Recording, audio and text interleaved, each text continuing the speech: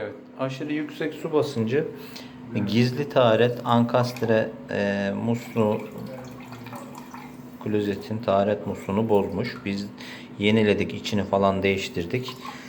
Fakat yüksek su basıncından dolayı tekrar bozulacağı için biz gene basınç düşürücümüzü,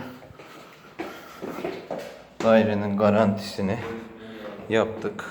2.3 bar, 2.5 bile değil. Hayırlı olsun.